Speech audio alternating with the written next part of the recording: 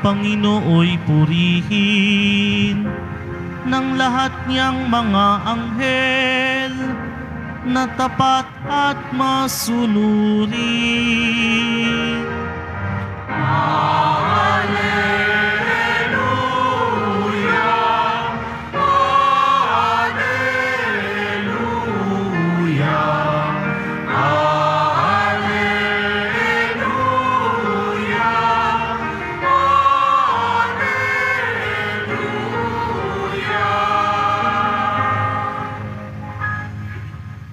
Sumainyo ang Panginoon. At sumaiyo rin. Ang mabuting balita ng Panginoon ayon kay San Juan. Papuri sa iyo, Panginoon.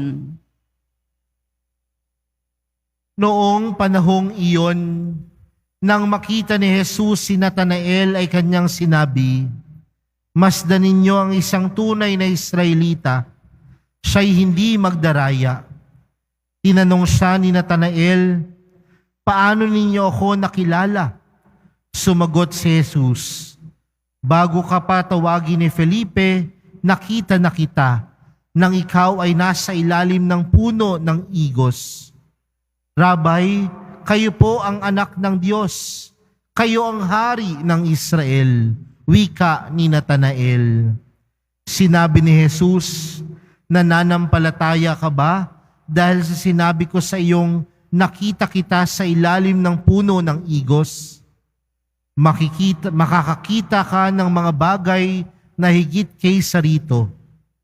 At sinabi niya sa lahat, "Tandaan ninyo, makikita ninyong bukas ang langit at ang mga anghel ng Diyos ay manik-manaog sa kinaroroonan ng anak ng tao." Mga kapatid, ang mabuting balita ng Panginoon. Pinupuri ka namin, Panginoong Hesukristo. Magsiupo muna ang lahat. Magandang gabi po sa inyong lahat. Atin pong palakpakan ang ating mahal na pong Jesus Nazareno. Mga kapatid, sa araw na ito, ginugunita natin ang kapistahan ng mga arkanghel na sina San Miguel, San Gabriel, at San Rafael. Ngunit ano nga ba ang pagiging isang anghel? Bakit ba nilikha ng Diyos ang mga anghel? May dalawang kadahilanan daw po kung bakit nilikha ng Diyos ang mga anghel. Ang una, dahil ang mga anghel ay walang hanggan ang kanilang pagbibigay papuri, paggalang sa Diyos. Ibig sabihin, parte ho ng kanilang gampanin bilang mga anghel ang laging magpugay sa Diyos, ang magbigay galang sa Diyos.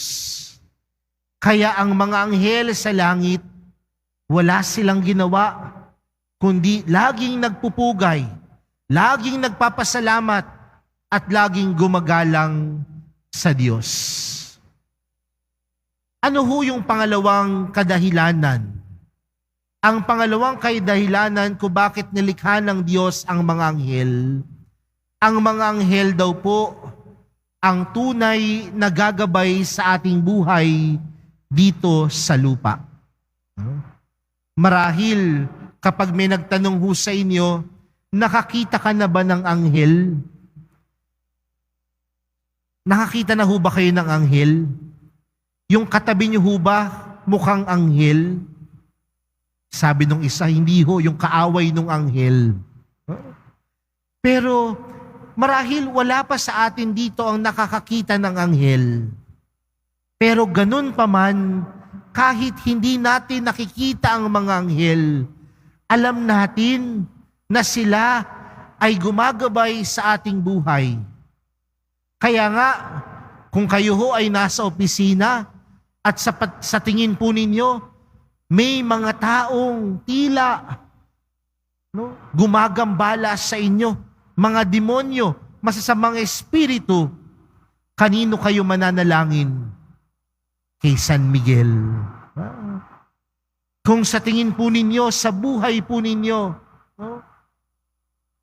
nandoon yung sakit, may malubha kayong karamdaman, kanino po kayo hihiling ng tulong?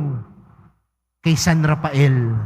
Dahil alam natin ang kwento ni San Rafael na siya ang pinadala ng Diyos kay Propeta Tobit nung si Propeta Tobit ay nagkasakit.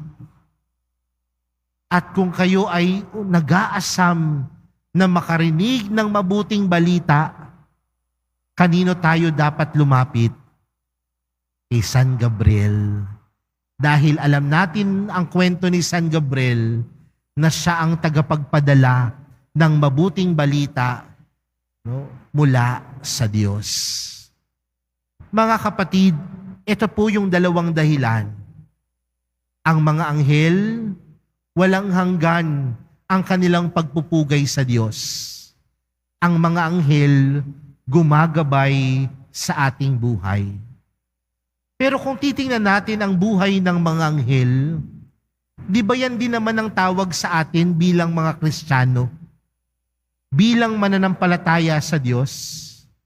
Paano? Di ba tayo mga mananampalataya? Dapat ang buhay natin ay laging nagbibigay pugay sa Diyos.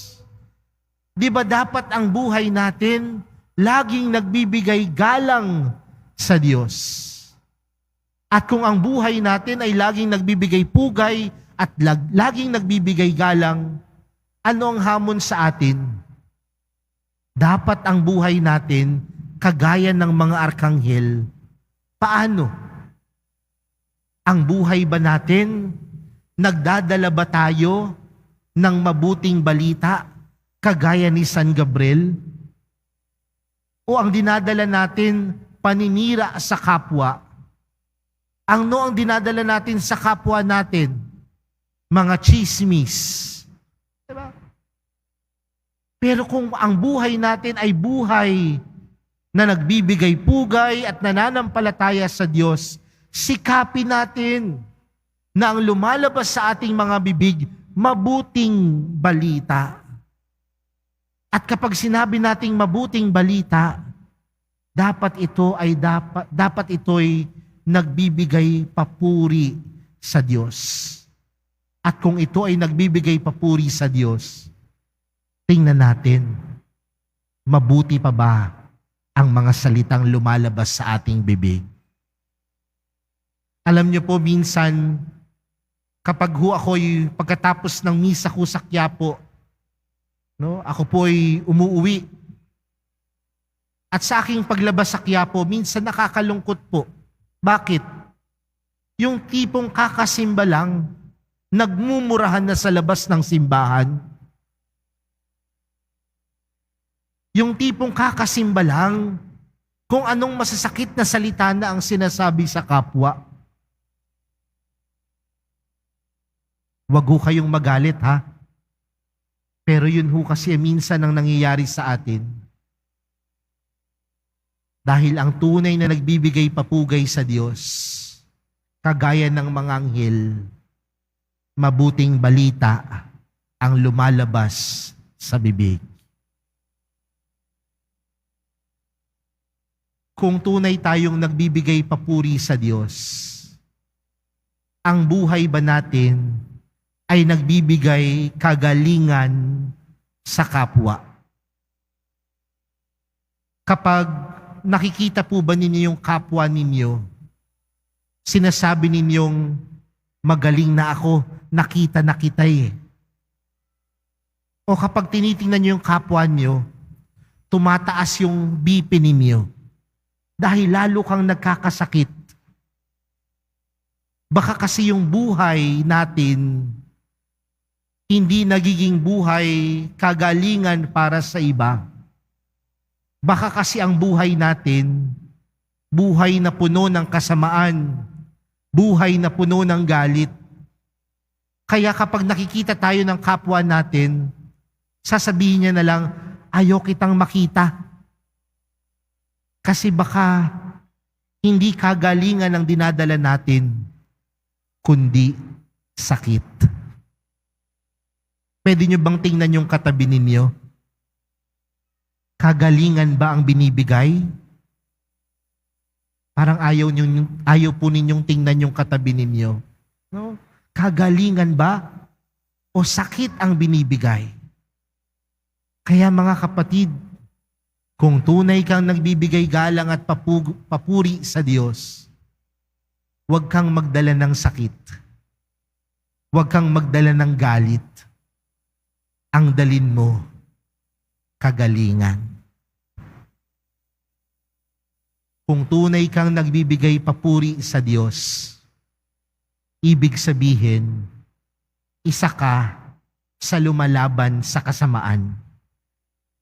Hindi ikaw ang nagpapalaganap ng kasamaan. Alam niyo mga kapatid, isang bagay na ang kinalulungkot ko sa mundo natin ngayon. Dahil ang kasamaan, pinapalakpakan. Ang kabutihan, tila hindi na pinapansin sa mundo natin ngayon. Kung sino pa ang gumagawa ng masama, sila pa ang malaya. Sila pa yung kayang gawin ang gusto nila. Pero pag tila gumagawa ka at bumapanig ka sa tama, di ba? Iniitsipwera ka ng mundo. Malungkot na realidad. Pero hamon sa atin na tunay na nagbibigay papugay at papuri sa Diyos. Dapat labanan ng kasamaan, kagaya ng ginawa ni San Miguel.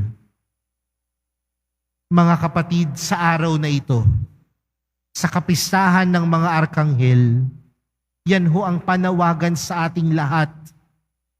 Tayong mga mananampalataya, tayong deboto ng mahal na pong Jesus Nazareno, nagbibigay pugay sa Diyos kay Jesus dahil ang ating mga salita mabuti. Ang ating mga buhay nagbibigay kagalingan. Ang ating mga buhay lumalaban sa kasamaan.